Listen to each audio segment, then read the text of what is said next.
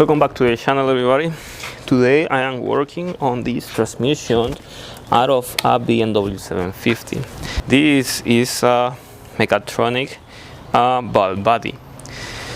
What this does is the one that communicates with many other computers inside your BMW to tell when it's time to do the proper shifting. But also is going to be the computer to know how the transmission is working. I'm sorry. So in this case, we got the following code that you can see on the screen. And what that code says, then the turbine sensor, the speed is too low. In this case, the Mechatronic, in the valve body, here we have the turbine sensor. This over here is the turbine sensor. The turbine sensor refers to the clutch sensor. On the actual transmission, the sensor goes located right here on this gear over here. So this is going to be the gear, then is going to measure the speed of the clutch, the turbine in this case. So from the clutch or the turbine, the converter, to here is going to be the shaft, and this is going to rotate almost at the same speed of the engine.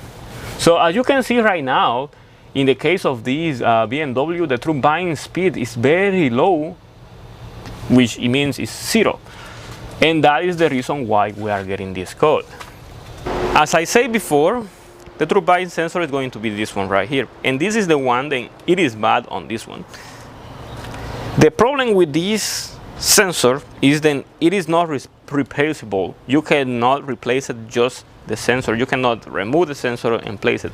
They sell different type of kits where you can take this one apart and put a new one, or where you can actually replace the whole mechanism, which is this one. This is what I did on this one. So in this case, you can see the sensor is all messed up, and the plugs over here, they are not just regular plugs, they go under welding. So there is a contact welding machine that contacts all of them, and then they start making contact to the wiring that goes across to this Mechatronic module over here. The issue is this. Then if you want to replace this part, you cannot just replace it like this. You cannot just remove it and put a new one. It is not so easy. You have to actually remove the little connection wire that is like very different than a regular one, and then you have to weld it back, which is going to be a little risky, and if you don't have the tools, probably you won't be able to do it, and it's gonna take some time. The benefit of doing this is that this piece is very cheap. You can buy it for 60 bucks, something like this. And the Mechatronic, which is this one right here, you want to spend, depending, from 300 all the way to 1,000 or more, depending the condition, if it's new, old, or from where you buy it and what type of Mechatronic it is. This is a 6-speed transmission, so it's going to be very similar to most of the 6-speed transmission, but it doesn't mean that it's going to be equal. Once we're here, we are also doing a solenoid replacement. We replace all the solenoids. These are all new solenoids. It's very important when you do remove anything related to the transmission, to the valve body, then you replace these ones, because these go bad over the time too, causing different type of transmission malfunctions, and you are not able to drive your vehicle freely. So it's gonna be stuck in third gear, and that pretty much will be it. In the case of the repair we have done over here, we are pretty much done with it. All we have to do is to put everything back. Before we continue putting everything together, it's very important that we replace these other components, which are these seals. These seals over here, this is the main seal, then sucks and throws the pressure to the whole transmission mechanism, and these other seals then are direction seals. They are going to go to different gears, different plates, and this is very important to replace them.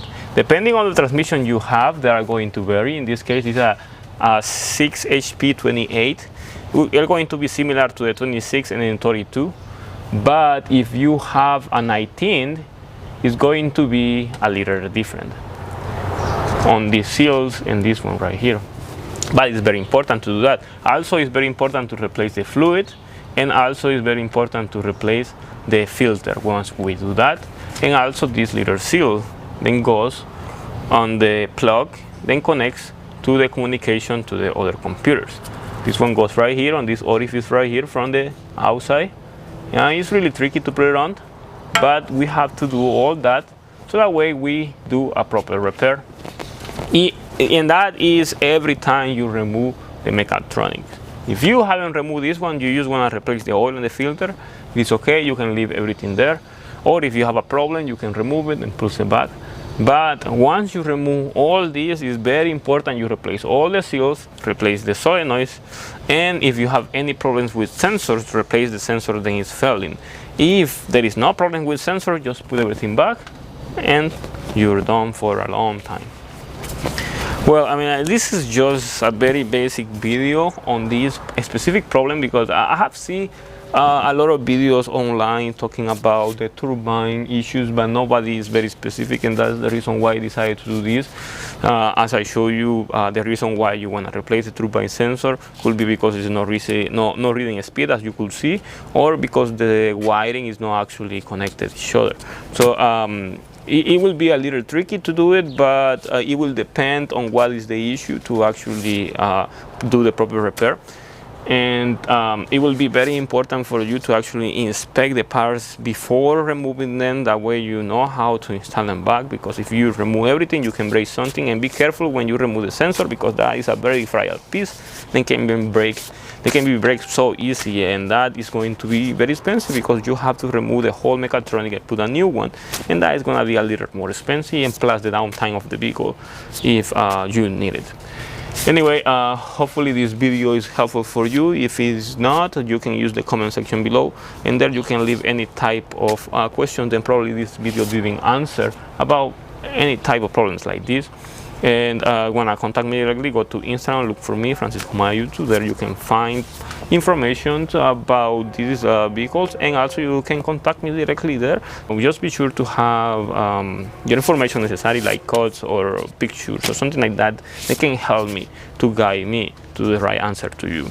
And when I send me some support, just check the description of the video. I have details how to send support to the channel. And as always, thank you for watching. Subscribe. Thank you.